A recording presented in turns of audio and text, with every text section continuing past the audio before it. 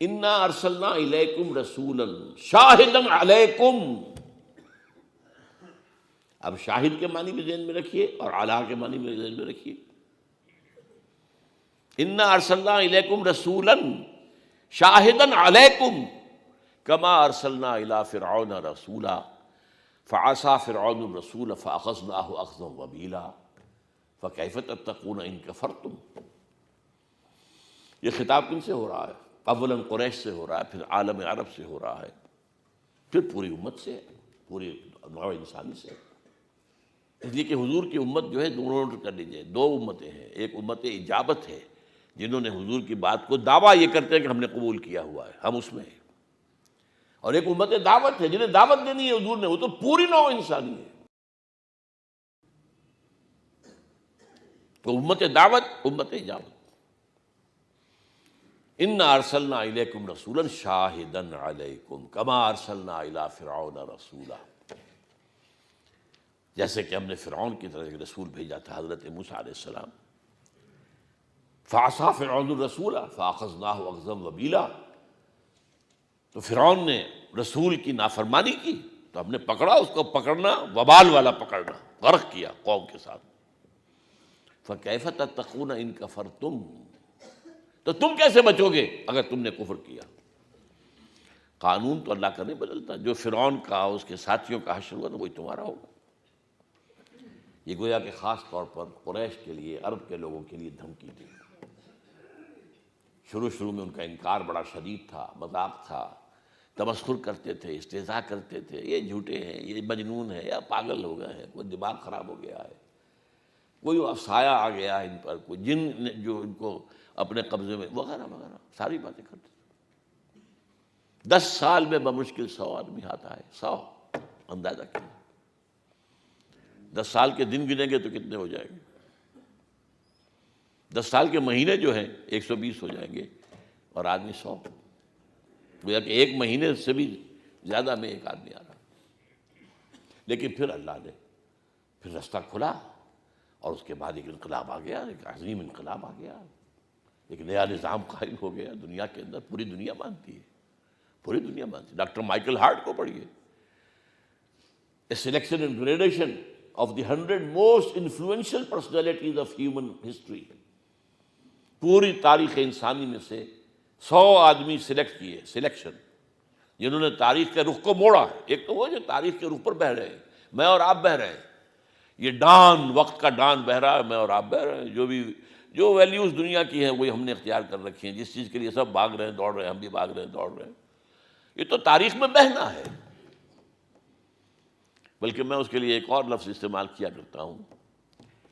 کچھ لوگ، بہت کم لوگ ایسے ہوتے ہیں جو زندگی کو گزارتے ہیں. زندگی ان کو گزارتی ہے اصل میں. ہم تو پیسو، جو بھی ماحول کریں گے بہ رہے ہیں. لیکن جنہوں نے تاریخ کے رخ کو موڑا ہے، کسی نے کم موڑا، کسی نے زیادہ موڑا، تو اس نے 100 آدمی چن لیے. پھر 100 میں گریڈیشن، سب سے زیادہ کس نے موڑا، اور نمبر 1 پر لا رہا ہے محمد کو صلی اللہ علیہ وسلم. He is a Christian. I think he is still living. یہ کوئی 20 برس پہلے کتاب چھپی تھی مینہٹن میں. عیسائی ہونے کے باوجود حضرت عیسیٰ کو نمبر 3 پر لے گیا. وَجَاهِدُوا فِي اللَّهِ حَقَّ جِهَادِهِ. اس کے لیے حکم دیا جا رہا ہے، اہل ایمان اب جہاد کرو اللہ کے لیے، جیسا اور جتنا کہ اللہ کا حق ہے، اس لیے کہ اس نے تمہیں چن لیا. فخر کرو اپنے نصیب پر کہ تم امت محمد میں ہو. لیکن یہ کس لیے ہے؟ درمیان میں کوئی ایک ہے جو پرنسپل کلاز ہوتے ہیں، کچھ سبارڈینیٹ کلاز ہوتے ہیں. ایک لمبا سبارڈینیٹ کلاز ہے، وہ اس پر چھوڑ رہا ہوں. یہ سلیکشن کس لیے ہوا ہے؟ میں نے کہا تھا سلیکشن کسی مقصد کے لیے ہوتا ہے.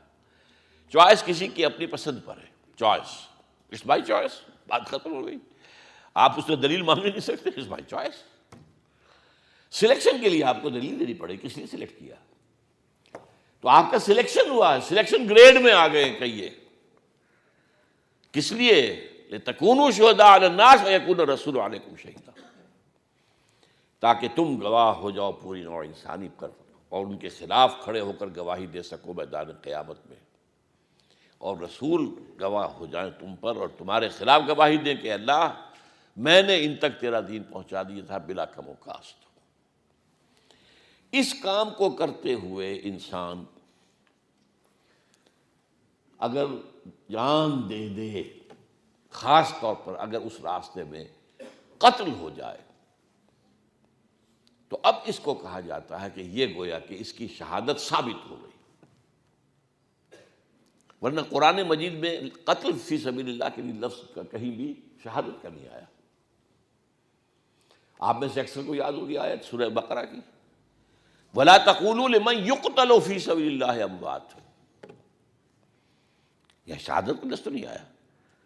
جو لوگ قتل ہو جائیں اللہ کے راستے میں انہیں مردہ مت کہو، بل احیاء ولکن لا تشعرون، وہ تو زندہ ہیں تمہیں شعور نہیں۔ یہی بات سورہ آل عمران میں ہے، ولا تحسبن الذین قتلوا فی سبیل اللہ امواتا بل احیاء عند ربہم یرزقون، ہرگز مت کہنا ان کو کہ جو اللہ کی راہ میں قتل ہو گئے ہوں کہ وہ مردہ ہیں، وہ تو زندہ ہیں، اپنے رب کے پاس رزق پا رہے ہیں۔ قرآن، پورے قرآن میں اللہ کی راہ میں قتل ہو جانے کے لیے لفظ نہیں آیا۔ ایک آیت میں امکان ہے، یہ سورہ آل عمران کی ایک آیت ہے، پورے قرآن میں ایک آیت جس میں امکان ہے، وہ چونکہ غزوہ احد کے بعد سورہ آل عمران نازل ہوئی ہے، اور اس میں مسلمانوں کو بڑا چرکا لگا تھا، بہت سخت۔ 70 صحابہ شہید ہوئے، حضور زخمی ہوئے، بے ہوش ہوئے، اتنا خون آپ کا نکل گیا جسم سے۔